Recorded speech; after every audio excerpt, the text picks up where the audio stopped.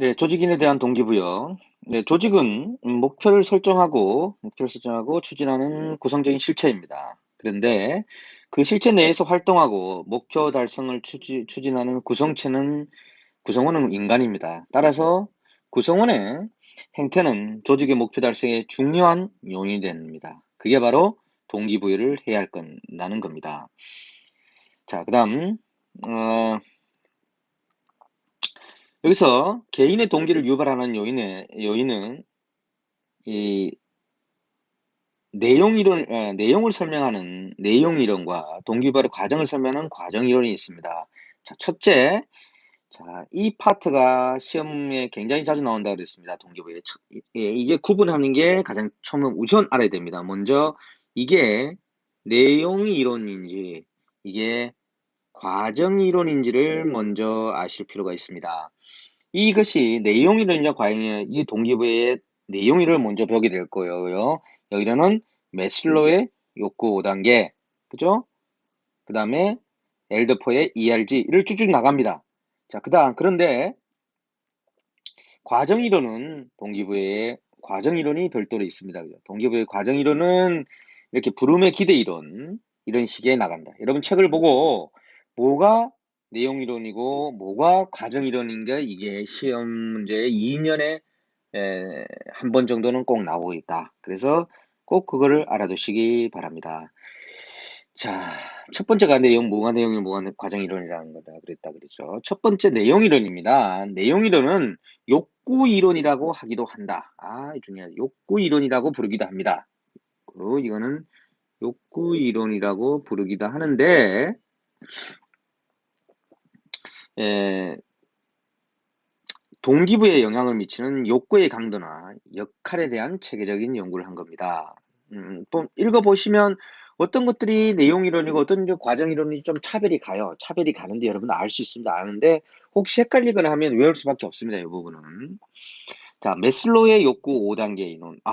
매슬로우의 욕구 5단계 이론은 많은 사람들이 이야기를 하죠. 뭐 TV에 나와서 뭘 얘기할 때도 사람들이 토크쇼에서도 매슬로우의 욕구 5단계 이론 들어가지 않습니까? 이렇게 얘기하는 게 하나의 상식으로 아셔야 될 겁니다. 그죠? 매슬로우의 욕구 단계는 이거 먼저 봅시다. 인간이 가지는 욕구를 5가지 단계로 계층화했습니다. 그런데 이 5가지 욕구는 한 단계의 욕구가 충족되면 그 다음 단계의 욕구가 다시 새로운 동기 유발을 하게 되는 겁니다. 어느 정도 채워지면, 한 단계의 욕구가 어느 정도 채워지면, 어느 정도 충족되면 그 다음 단계의 욕구가 다시 동기를 유발하는 겁니다. 따라서 이미 채워진 욕구는 더 이상 동기부여 역할을 수행하지 못한다고 보는 겁니다. 자, 그래서 이 욕구를 어떻게 나눴죠? 그래서 이 5가지 욕구를 아는 게 중요합니다. 생, 안, 사, 존. 자, 생안사존자를 알고 계셔야 됩니다. 그죠? 자, 매슬로우는 이렇게 피라미드로 1단계, 2단계, 3단계, 4단계, 1, 2, 3, 4, 5로 나누고요. 이거를 생, 안, 사, 존, 자라고 나눴습니다. 그죠? 생리적 욕구, 안전의 욕구, 사회적 욕구, 존경의 욕구, 자아실현의 욕구로 나눴다는 겁니다.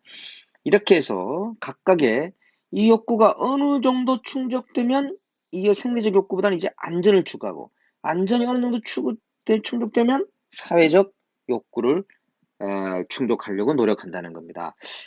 상당히 뭐 어느 정도 일리 있는 이야기는 맞지만 뭐 전반적으로 다 맞는 얘기는 아니지 않느냐. 자, 먼저 생리적 욕구가 뭐냐? 생리적 욕구는 식욕, 수면욕과 같은 인간의 기초적 삶에 대한 욕구이다. 안전에 대한 욕구는 사고, 질병, 경제적 불안에 대한 욕구.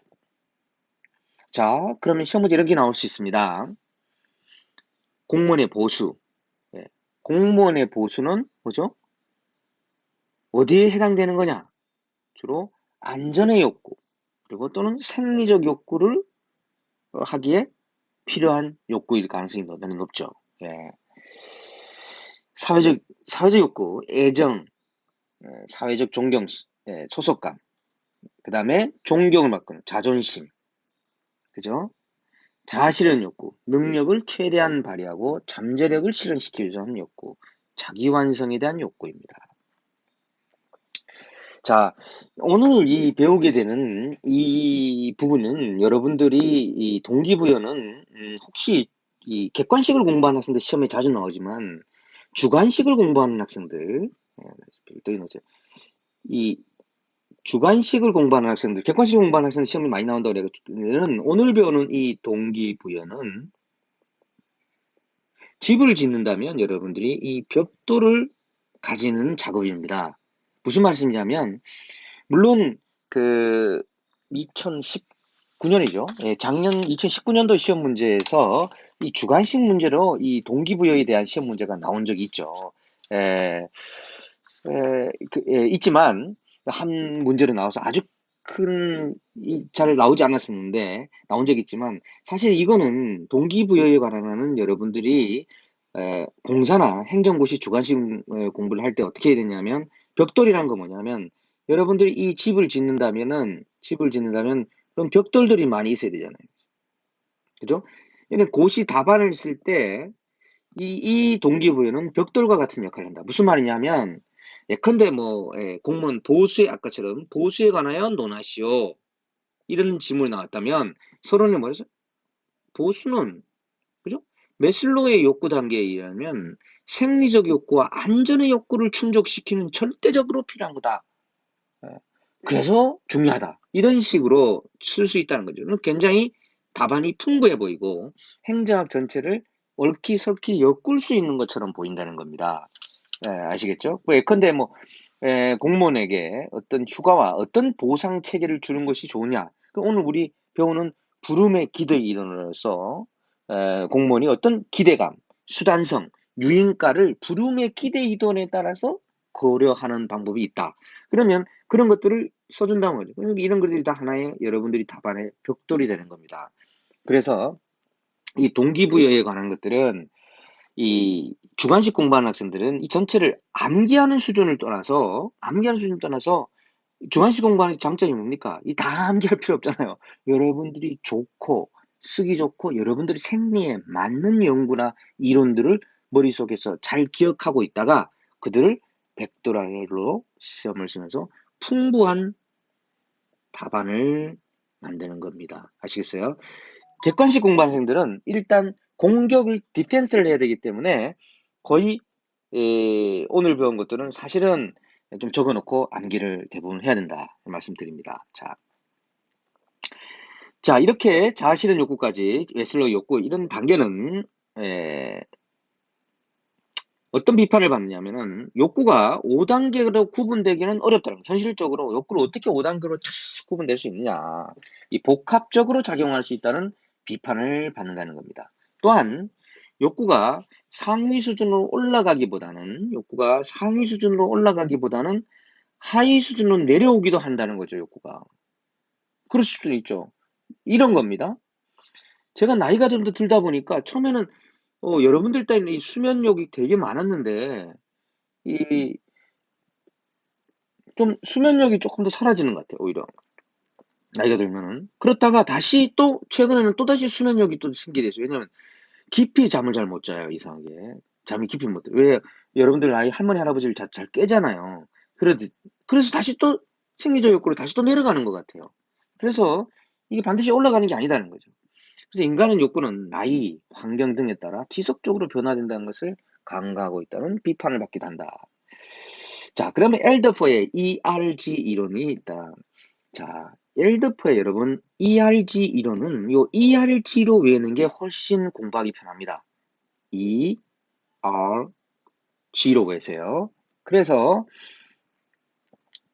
영어로 ERG를 생각하면서 다시 영어를 먼저 머릿속에 암기를 하고 그 다음 한글로 돌아오는 게 공부하기에 훨씬 편하다. 예. 자, 그러면 여기에 있는 ERG에 대해서 하나하나 살펴보도록 하겠습니다. 먼저 이 ERG를 자, existence, relatedness, growth 라고 머릿속에 ERG를 한 다음에 이거를 어떤 그림과 먼저 기억하냐면은 반드시 이 매슬로우의 욕구 이론과 먼저 연결을 시켜야 됩니다. 아시겠어요? 시킨 다음에 자, 여기서 생리적 욕구와 안전에 갖는 욕구 요 두 가지를 뭐와 관계되어 있다? E와 관계되어 있다. existence 존재. 그 다음 2번과 매슬로우의 안전, 사회적, 존경 요 2, 3, 4, 1, 2, 3 요게 뭐와 관계되냐면은 예, relatedness입니다. R과 관계됐고요. 그 다음에 끝에 두 개가 G와 growth와 연결되어 있다는 거예요. ERG. 요걸 머릿속에서 요 그림을 요렇게 함께 그릴 수 있어야지 맥그리고와 엘더퍼 이론을 부드럽게 넘어가게 됩니다. 자, 여기서 살짝 나눠줘요. 자, 엘더퍼의 다시 말해서 존재의 욕구는 요 생리적 욕구와 매슬로우의 안전의 욕구 중에서 일부입니다. 물리적 안전은 여기서 포함되고요. 안전도 여러 가지가 있어요. 내가 툭 다른 사람이 지나가다가 물건이 떨어져서 나 죽으면 어떡하지? 이런 거, 이런 물리적 안전이 있고요. 안전에도 또 이런 것도 있죠. 학생들이 나 왕따 시키면 어떡하지? 뭐 이런 거. 이런 건 뭐죠? 대인관계에 대한 안전의 욕구예요. 요거는 릴레이트니스로 가야 된다는 거죠. 그래서 이걸 갈라집니다. 이렇게 나눠져요. 알겠어요? 여기 나눠줍니다. 그래서 요렇게 하나, 둘, 위에 하나, 둘, 가운데 세 개가 이렇게 연결되어 있다는 그림을 그릴 수 있으면 ERG 이론과 매슬로우의 욕구 이론을 함께 공부할 수 있다. 자, 그 다음에 ERG. 존재 욕구. 방금 얘기했듯이 매슬로우의 욕구 단계 중에 1단계와 2단계와 관련된 겁니다. 관계 욕구, 매슬로우의 2, 3, 4단계와 관계된 거고요. 자, 그 다음에 그로스 성장에 대한 욕구, 매슬로우 욕구의 4단계와 5단계로 관계된 겁니다. 자, 엘더페 이론은 매슬로우 욕구와 이론과 비교하면 개인 욕구의 계층적 구조와 욕구가 단계적으로 만족하며 상위계층으로 진행된다는 측면에서는 실이 유사해요. 단계를 만들었습니다. 이것도 1, 2, 3단계잖아요. 그죠? 그러나 매슬로우의 욕구 이론은 한 욕구의 충족 시 상위 욕구로 진행된다고 보는 반면에 이게 중요한 거예요. 정말 중요해요. 엘더퍼의 이론은 상위 욕구가 충족되지 않거나 좌절되면 하위 욕구를 더 충족시키고자 한다는 거죠. 이게 되게 일리 있는 것 같아요. 실제로 보면은 현장에서 우리가 살다 보면은 내가 이런 대인관계 욕구를 충족하다가 실패해버렸단 말이에요. 그러면 다시 돌아와서 물리적 욕구를 더 충족시키려고 노력할 가능성도 있다. 또한 매슬로우는 인간이 일정 시점에서 하나의 욕구만을 작동한다고 보았지만 알더퍼는 뭐죠? 두 가지 이상의 욕구가 동시에 작동한다는 거죠. 어떤 욕구? 이런 욕구. 다시 말해서 이 1단계에서도 생리적 욕구와 안전의 욕구가 같이 작용하고 있다는 겁니다. 이렇게 차별성이 있다. 이렇게 엘더퍼의 ERG 이론은 매슬로우 이론과 어떤 측면에서 차별성과 유사성을 가지는지가 쟁점이다. 이해하는. 쉬워요. 이 정도는 잘 틀리지 않습니다. 그 다음에 지난 90년대 그리고 2000년대 중반 2013년 정도까지 시험 문제로 정말 많이 나왔던 게 이 헐츠버그의 욕구 충족 2요인론입니다. 이제는 너무 쉬워서 잘 안 나오는데 이제 헐츠버그의 욕구 충족 2요인론은 시험 나면 웬만큼 학생들이 다 알고 있기 때문에 잘 안 나오는 수도 있어서 조금 어렵게 나올 수도 있습니다. 봅시다. 되게 재밌어요. 헐츠버그는 이 불만 요인이라는 얘기를 했어요. 이거는 위생 요인이라고도 합니다. 이 불만 요인. 자, 봅시다. 불만 요인과 만족 요인, 동기 요인. 여기서 우리 같이 여기서 써야 되겠다. 그죠? 불만 요인. 불만 요인이 뭐죠? 위생 요인입니다, 여러분. 자, 그래서 이 위생 요인과 만족 요인, 만족 요인을 동기 요인이라 그랬어요. 되게 특이한 것은요. 이게 왜 시험 문제 나왔는데 허츠버그는 이 두 개는 서로 별개의 것이라는 거죠. 별개. 무슨 말이냐면 불만 요인이 없어졌다고 해서 만족 요인이 증가되거나 이런 건 아니라는 거죠. 그냥 불만 요인은 불만 요인이 없어질 따름이고 만족 요인은 만족 요인이 높아질 따름이라는 거죠. 자, 이해하시겠죠? 불만 요인의 제거는 단순히 단기적 효과를 가져오는 것이지만 만족 요인의 충족은 적극적이며 장기적 효과를 가져오기는 합니다. 단기적이고 장기적인데 서로 이 두 가지 요인은 상호 독립적이고 이원적 구조로 되어 있습니다. 이론적 구조가 아니에요. 이원적 구조. 자, 만족의 반대는 불만족이 아니고 재밌는 얘기죠. 만족의 반대가 불만족이 아니고 만족이 없는 상태예요. 이게 이해하시겠죠? 그래서 이 만족과 불만, 만족 요인과 불만족 요인 상호 독립적이라는 거죠. 예. 그래, 불만족의 반대는 만족이 아니라 불만족이 없는 상태라는 거예요. 따라서 불만 요인이 제거되어도 만족감을 느끼거나 동기 유발되는 것은 아니며 단지 불만이 주는. 그럼 헐츠버그 욕구 충족 이 요인론에서 동기 유발을 위해서는 어떻게? 당연히 이 만족 요인을 충족시켜줘야 되겠죠. 만족 요인을. 예, 만족 요인을 충족시켜줘야 됩니다. 이게 핵심이겠죠. 자, 허츠버그의 이론은 다음과 같은 점에서 비판을 받는다. 어떤 비판을 받느냐면 전적으로 불만 요인에만 작용하거나 전적으로 만족 요인에만 작용하는 요인으로 구분되기는 쉽지 않지 않느냐. 꼭 만족 요인에다 불만 요인일 수도 있지 않느냐. 또한 논리적 오류라서 만족과 동기부여를 동일시하고 있다. 이 사람은. 만족 요인이 동기부여라는. 과연 만족이 꼭 동기부여되느냐? 만족했다고 해서 동기로 연결되지 않을 수도 있다는 거죠. 이제 그게 바로 만족한 근로자가 반드시 열심히 성과를 올린다는 보장은 없다는 겁니다. 자, 이렇게 해서 지금까지 시험 문제는 대부분 어떻게 나왔었냐면 다음 중 동기부여의 효과가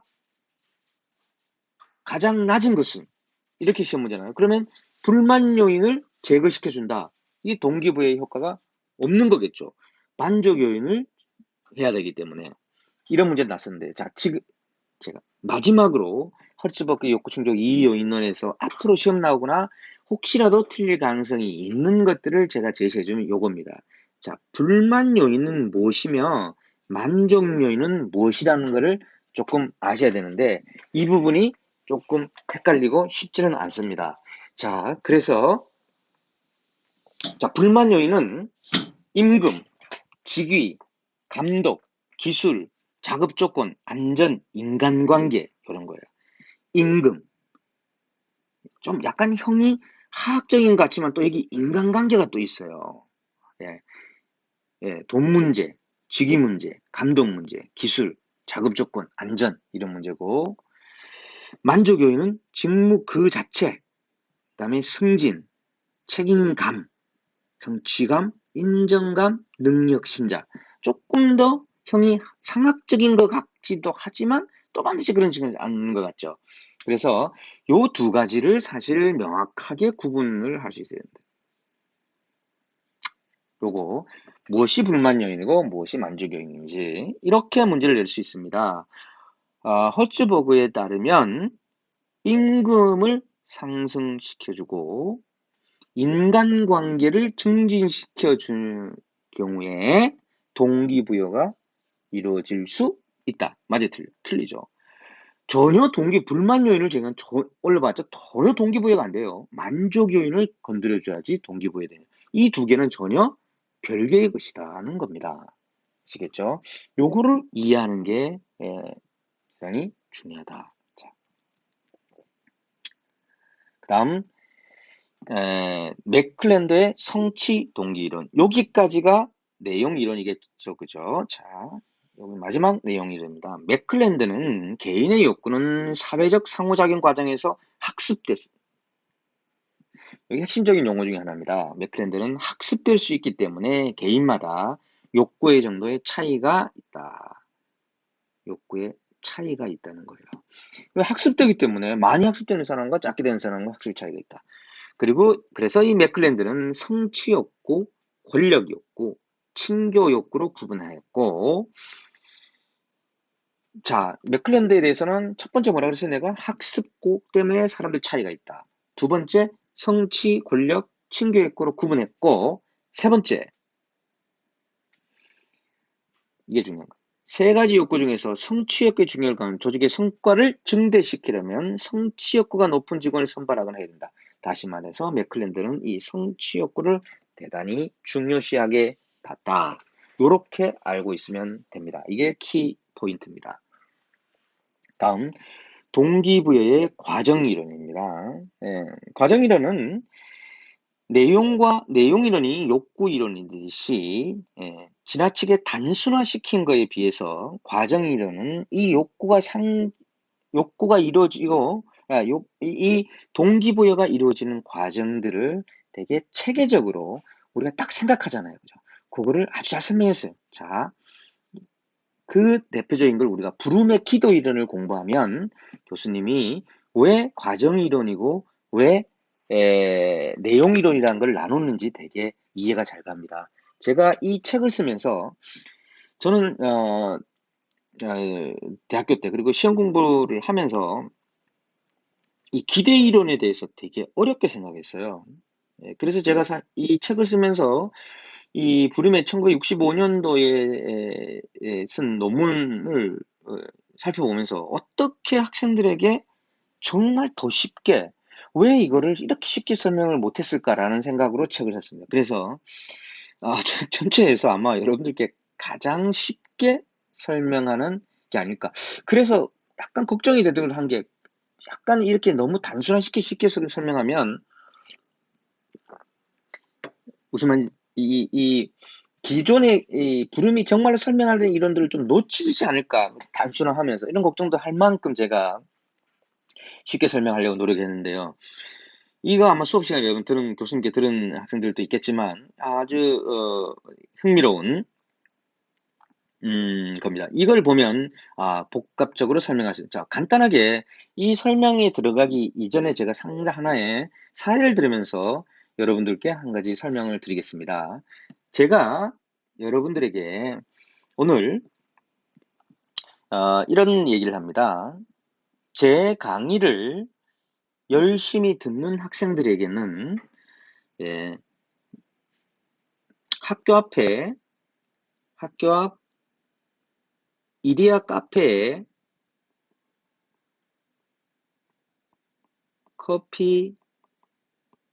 커피를 아야 됩니다. 이거는 차를 마실 수 없습니다. 커피 쿠폰 2장을 주겠습니다. 라고 얘기를 했습니다. 이게 보상이에요. 그래서 오늘 수업을 끝났을 때 구글 폼에서 시험을 봐서 최우수 성적의 학생에게는 이데아 커피 2장 쿠폰을 주겠습니다. 라는 여러분들 그 소리를 딱 들었단 말이에요. 머릿속에. 딱 들은 다음에 무슨 생각을 하냐 하면은 내가 저 커피 쿠폰 내가 만약에 정말 내가 정말 노력을 하면 오늘 그러면 이 남재걸 교수님 강의를 열심히 들으면 내가 진짜 우리 반에 지금 이 수업이 50명 듣는데 내가 정말 1등을 할 수 있을까? 이 50명 중에 이 생각을 먼저 하는 거죠. 여러분들 생각의 과정이 내가 지난 중간고사 때 성적이 전반적으로 B뿔 정도밖에 안 되는데 오늘 하루 저 이데아 쿠폰을 위해서 정말 할 수 있을까? 이렇게 생각하는 거예요. 이게 기대감. 이런 기대감을 먼저 여러분들이 머릿속에 가진다는 거예요. 여러분들 머리를 이제 생각을 이렇게 나눈 겁니다. 그랬다가 또 생각을 그런데 내가 정말 우리 반에서 1등 해도 저 남재걸 교수님 말이야. 저분 공수표를 날리는 걸로 유명한 사람이야. 저분 얼마 전에 어떤 친구한테는 밤새 술 먹자 그래 놓고서는 1시에 술 취해가지고 자기 대리운전해서 집에 갔어. 말이 돼? 걔는 밤새 술 먹는다고 응? 차도 다 보내버리고 그래서 걔 혼자 찜질방에서 잤대. 뭐 이런 얘기가 유명하게 돌아다닌다. 그러면 남재걸 교수가 과연 내가 1등이 됐을 때 이 보상을 주겠다는 겁니다. 이게 수단성이에요. 이 고민을 하는 거예요. 안 줄 거야. 이디야 커피 저 돈 얼마 안 하지만 아우 얼마나 짠돈인데 이렇게 생각하는 거예요 머릿속에. 또 하나는 마지막으로 이디야 커피 쿠폰 이 유인가 야, 저 야, 학교 앞 커피점 중에서 그래도 싼 곳이 이디야야. 스타벅스도 아니고 이디야 커피 쿠폰 그거 나 별로야. 이래 생각하는 게 유인가예요. 또는 나 커피 안 마셔. 커피 안 마시는데 왜 두 장이야? 두 장을 한 번에 써야 돼? 또 나 여자친구도 없어. 뭐 이렇게 죄송합니다. 성적 차별적인 발언을 했습니다. 나 남자친구도 없어. 이렇게 얘기하면 나 이성 친구도 없어. 이렇게 아니 동성도 연애를 할 수 있겠죠. 아니 나는 같이 갈 친구도 없어. 뭐 이렇게 생각하는 거라는 거죠. 그래서 과연 유인가가 뭐냐 이런 거죠. 그래서 기대감, 수단성, 유인가 이 세 가지를 다 고려를 해서 오늘 정말 공부 열심히 해서 한번 해볼까 이런 생각을 하게 된다는 겁니다. 이게 부름의 무슨 이론? 기대 이론입니다. 쉽죠? 이거 여러분 그릴 수 있어야 돼. 이 시험을 보기 위해서는 앞으로 노력, 성과, 보상 이걸 그릴 수 있어야 돼. 요 세 가지 기대감, 수단 요거 외워야 됩니다. 시험 볼 때. 자, 책으로 돌아가 봅시다. 이게 내가 방금 설명한 이론이 어디 있느냐? 이 책 여기 있죠. 아까 그림 그리기 노력, 성과, 보상입니다. 기대감, 수단성, 유인가를 고려하는 겁니다. 너무 쉽죠? 그래서 이렇게 해서 정말 내가 일을 해야 될지 말아야 될지를 고려하는 겁니다. 그래서 그 내용을 여기다가 그대로 다른 내용으로 설명을 했습니다. 실제로 저는 회사를 다녀봤기 때문에 회사를 다녀보면 이런 게 있어요. 이번 프로젝트를 잘하면 해외여행을 시켜주겠다. 자, 지금 같은 코로나 사태가 있는 상황에서는 해외여행이 별 의미가 없겠죠. 그래서 이걸 그림으로 그리면 이런 형태의 그림이 될 수도 있다. 그래서 자, 그러면 부둠의 기대 이론에 따르면 조직인이란 동기부여를 위해서는 첫째, 기대감을 고려하여 노력하면 달성할 수 있다고 느낄 수 있는 수준의 성과를 제시할 필요가 있다. 지나치게 높은 성과, 이런 질문을 던집니다. 자, 제가 좀 전에 자, 지나치게 높은 성과라면 뭐예요? 난 무슨 생각이에요? 나는 달성할 수 없다 생각하는 거예요. 그죠? 내가 이 시험을 끝난 다음에 100문제를 내는데 100개 다 맞은 학생에게 무슨 성과를 주겠다. 시험 문제 어렵기도 내기로 소문난 저 남 교수님이 무슨 다 맞으면 안 돼. 그럼 여기서 이미 포기해버려요. 그래서 여러분들이 리더가 되거나 여러분들이 인사행정에 제도를 만드는 사람이라면 이거를 적당히 해야 된다. 네, 그죠? 그 다음 또 보상. 자, 성과를 주면 반드시 보상이 이루어진다는 게 믿음이 가야 돼요. 자, 이번에 이 범죄자를 잡으면 순경에서 1계급 다 특진시켜 주겠습니다라는 경찰은 1계급 특진시켜 주겠습니다라는 얘기를 했는데 과거에 승진 안 해준 사례가 2번이나 있어. 그러면 아무리 얘기해도 이 수단성이 안 되는 겁니다. 그게 뭐죠? 지속적으로 이 신뢰성을 회복해 줘야 되겠죠. 그죠? 이 수단성을 위해서는. 그다음 세 번째, 보상은 어떻게 돼요? 자, 사장님은 우리 예컨대 장관님은 장관님 60살이야. 장관님 60세면 이분은 어떤 걸 좋아하겠어요? 뭐 부모님과의 여행을 가도록 해주겠다. 뭐 이런 걸 더 좋아하실 거 아닙니까? 그죠? 그게 이 젊은이에게 큰 만족감을 주겠다 이렇게 생각하지만 20대에 들어온 직원은 부모님과의 여행보다는 뭐 좀 연인과의 여행을 좋아할 가능성이 있겠죠. 그죠? 예, 연인이란 말이 좋네요. 예, 남자친구, 여자친구, 동성친구, 이성친구는 시대에 안 맞는 것 같아요. 연인과 놀러 가는 걸 더 좋아할 거란 말이죠. 자, 그래서 이 유인가를 적절한 걸 해줘야 된다. 이런 겁니다. 이게 바로 여기 있는 1, 2, 3예요. 자, 2, 믿음을 줘야 된다는 거죠. 셋째, 실제로 무엇을 원하는 거에 조사를 통해서 해야 된다는 거예요. 이게 여기 있는 내용들입니다.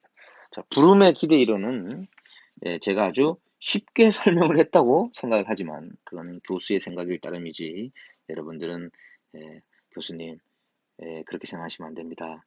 정말 어렵습니다. 이렇게 생각할 수도 있어요. 자, 그다음 포터와 롤러의 업적 만족 이론을 보겠습니다. 자, 포터와 롤러는 1968년이었고요. 이 당시에 사실 굉장히 동기부여의 이론들이 미국에서 활발하게 언론들입니다. 아까 봤던 맥클런드도 62년, 엘더버도 72년, 메슬로우는 70년. 이, 이 연도는 시험 문제 안 나와요. 제가 시대적으로 얘기하는 겁니다.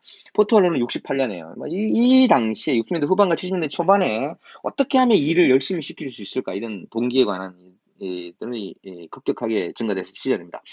포트와 롤러는 브룸의 기대 이론의 마지막 과정에 개인의 만족을 이 주요 변수로 추가했다는 거죠. 아까 우리가 봤을 때 이 그림에서 봤죠? 아까 브룸이 노력, 성과, 보상 이 뒤에 만족이라는 것을 추가시켰어요. 이거. 이게 핵심입니다. 만족.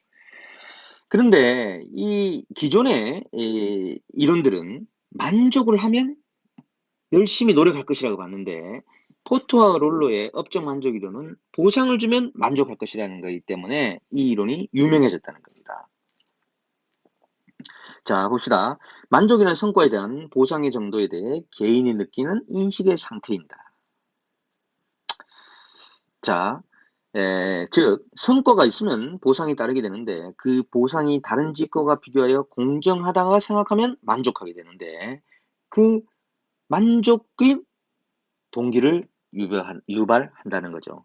그런데 이렇게 얻게 된 만족감은 앞으로 노력하여 성과를 얻으면 공정한 보상을 받을 것이라는 동기부여에 영향을 미치게 된다는 겁니다. 기존의 동기부여 이론은 구성원의 만족이 직무 수행 의욕을 향상시키고 이것이 직무 성취 증대로 나타난다고 보았습니다. 즉 전통적 시각이 만족하면 직무를 선택하는 것이라면 포트와 롤러는 업적이 있으면 만족한다는 새로운 입장을 제시했기 때문에 업적 만족 이론으로 보고 있다. 쉬워요. 포트와 롤러는 업적 만족 이론이라고 생각만 하면 기존의 이론은 이렇게 들어가는데 포트와 롤러는 이렇게 들어간다고 생각하면 틀리지 않습니다. 그래서 포트와 롤러는 업적 만족 이론을 봅시다. 그 다음에 시험 문제가 되게 많이 나오는 220쪽에는 공정성 이론이에요. 이 애덤스의 공정성 이론이에요. 좀 특이해요. 그래서 여기에 핵심은 공정 또는 불공정이라는 용어입니다. 자, 공정 또는 불공정이라는 용어가 나오면 애덤스의 공정성 이론으로 볼 가능성이 대단히 높다. 뭐냐면 읽어봅시다. 애덤스는 공정성 이론은 조직인의 행위는 다른 사람과의 관계에서 공정성을 유지하는 방향으로 동기가 유발된다. 공정성을 유지하는 방향으로 동기가 유발된다는 거죠. 뭐냐면 개인은 자신의 투입과 이것도 중요한 말이에요. 이 시험 문제 여러 번 나왔어요. 개인은 자신의 투입과 산출의 비율을 다른 사람의 그것과 비교하면서 대등하면 공정하다고 지각하고 그렇지 않으면 불공정하다고 지각하는 겁니다. 예를 들어서 나는 열심히 일했는데 과장님은 나는 A고 B가 내 친구가 있다면 B를 더 칭찬해 주더라. 나는 불공정하다고 느끼는 겁니다. 이게 불공정하다고 느끼는 순간에 어떤 내가 동기가 유발되는 거예요. 어떡하느냐? 그죠? 자, 다시 내가 A라는 우리 과장님이 계시고 내가 A고 B하고 같이 일을 합니다. 근데 똑같이 성과를 냈어요. 뭐 예컨대 이렇게 봅시다. 우리가 이 공직이라 그러지 않고 외부라고 얘기하면은 이렇게 이 냉장고를 10대를 팔았고요. 나도 10대를 팔았어요. 근데 과장님이 B한테 너 정말 냉장고 잘 판다 이런 말을 더 많이 하는 것 같다는 거예요. 칭찬. 내가 살짝 불공정하다고 느끼게 되면서 나의 동기가 유발된다는 거예요. 왜 그렇지? 과장님이 B한테 왜 그렇지? 그러면서 어떻게 해야 된다? 업무 성과 산출물의 질보다 양을 늘린다. 다시 말해서 B는 냉장고 키로수를 10대를 둘 다 팔았지만 나는 다음부터 20대를 팔면서 지금보다 이때까지 우리 10대 팔 때 다 영업용을 팔았단 말이에요. 가정용을 좀 10대를 더 끼워서 판다.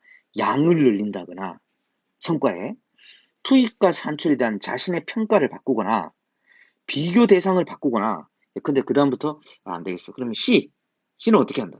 비교한다든가 그다음 직장을 그만두는 거예요. 예. 이런 식으로 방법으로 동기가 어떤 형태든 동기가 유발된다는 겁니다. 그게 긍정적이든 부정적이든 그래서 불공정하다고 느끼는 순간에 동기가 유발된다. 이게 핵심이 되게 특이하잖아요. 그래서 이래서 시험 문제 나뉘는 거예요. 네.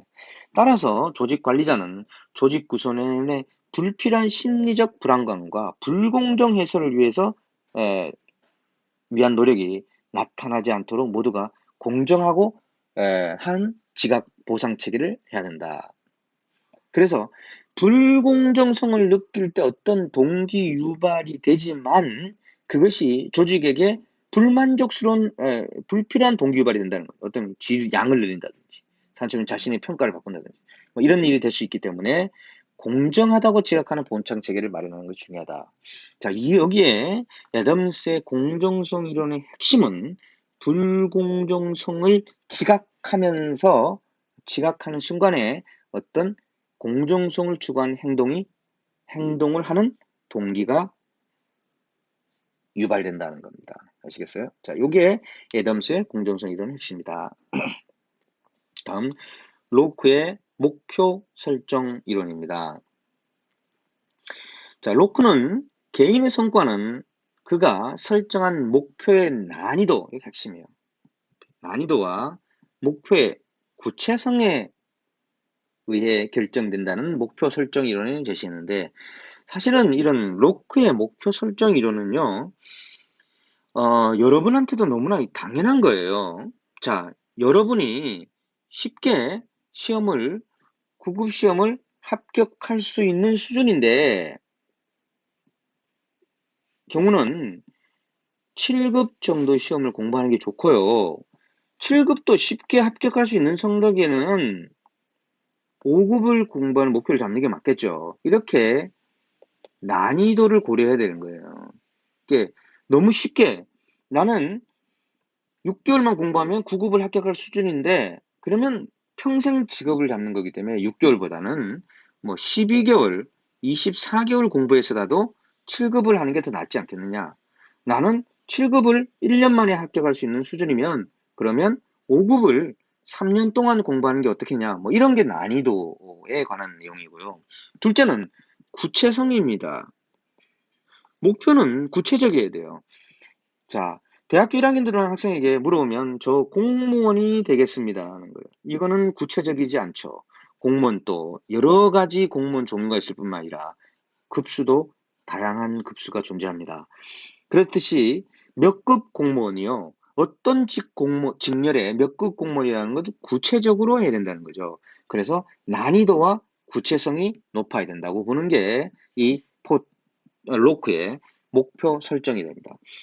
목표의 난이도는 목표가 도전적이어서 그것을 달성하기 위한 노력의 정도를 의미하고 난이도는 그래서 지나치게 높아서 불가능한 정도가 아니면 성과에 긍정적 영향을 미치다고 봅니다. 그다음 목표의 구체성은 목표의 명확성과 관계되며 계량적 수치적으로 나타난 목표가 구체성이 높다고 봅니다. 계량적 수치적으로 나타난 목표가 구체성이 당연하겠죠? 예.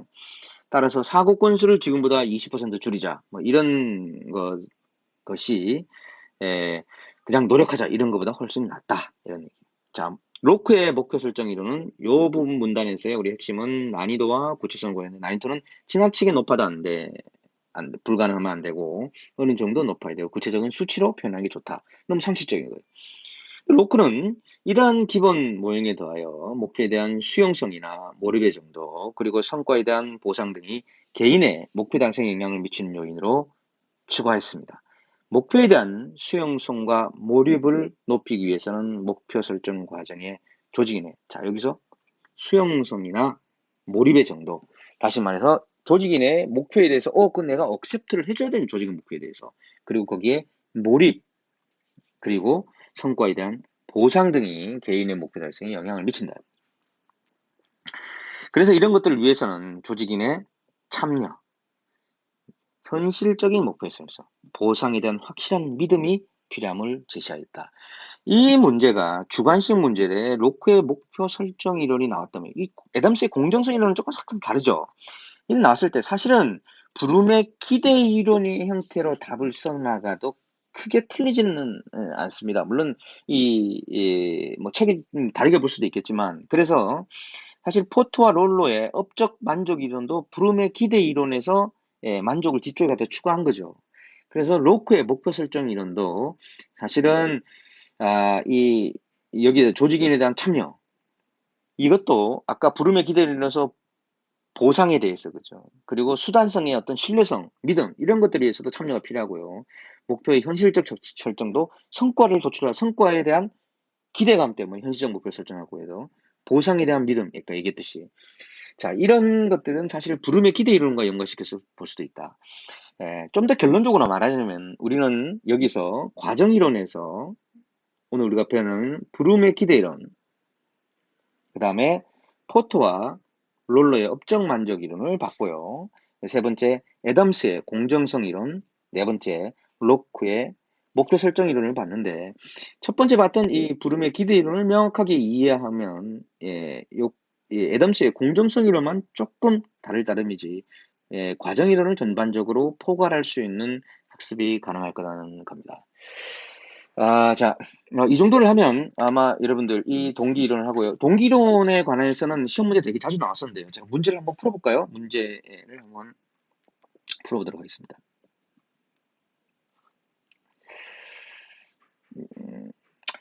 동기부에 대한 문제풀이인데, 최근에 나왔던 국가직, 지방직 7급, 9급 문제에 나왔던 문제들을 제가 좀 갖고 왔어요.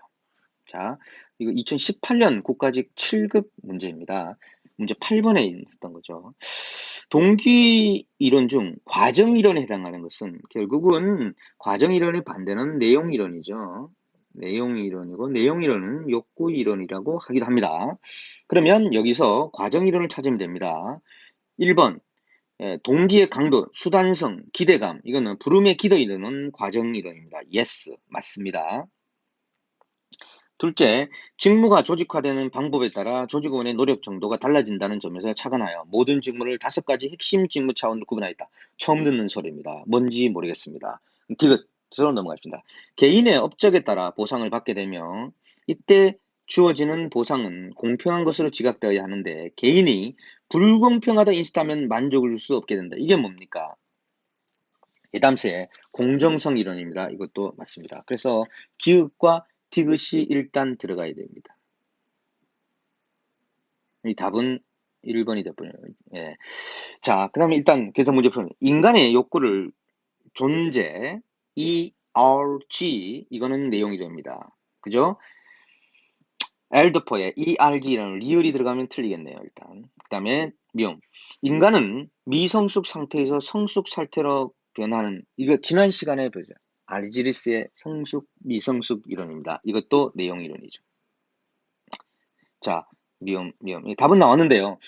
니은이 뭐냐면 제 책에 없는 겁니다. 적어놓으세요. 해크만과 올드함의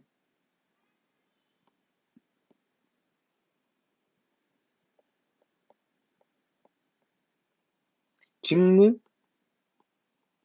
특성 이론. 자, 여러분, 이런 많은 이론들을 다 학습할 수는 없습니다. 다 학습할 수는 없고, 대표적인 거를 명확하게 알고, 이런 것들은 시험에서 맞출 수밖에 없습니다. 뭐, 이주에 나왔으니까, 이거는 여러분들 별도로 메모를 해놓고, 또 학원 강의처에서 옮겨서 학습을 해놓으시기 바랍니다. 자, 이것까지 제가 설명하지는 않겠고요. 그래서 이렇게 나온 것들은 알아듣고, 책에 나오는, 공통적으로 나오는 걸 명확하게, 이런 것들을 5개, 10개 더 외우려고 시간을 투자하는 건 아니다. 이런 생각이 듭니다. 자, 그 다음에 2017년도 국가직 7급이에요.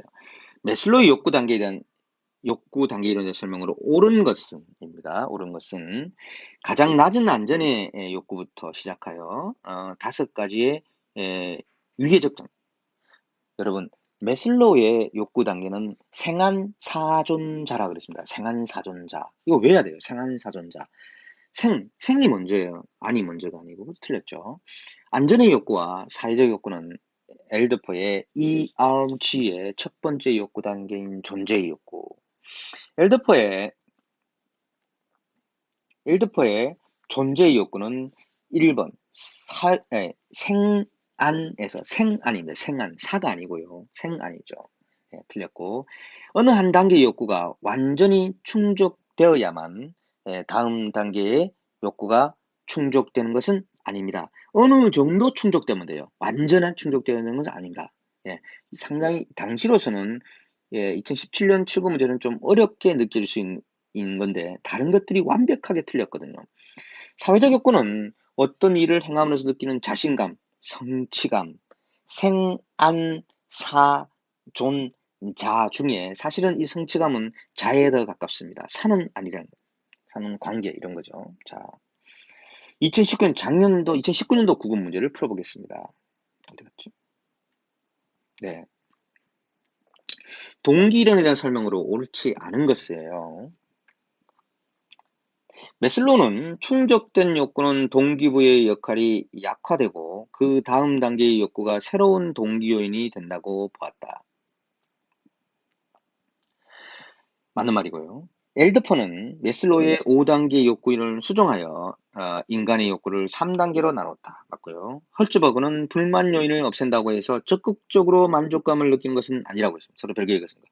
브룸의 기도 이론에서 수단성은 특정한 결과에 대한 선호의 강도, 선호에 대한 유인가를 얘기하는 겁니다. 틀렸고요. 2017년도 국가직 구급 문제입니다. 허츠버의 욕구 충족 요인 이원론에 대한 설명으로 옳지 않은 것은 욕구의 2017년도 구급이에요.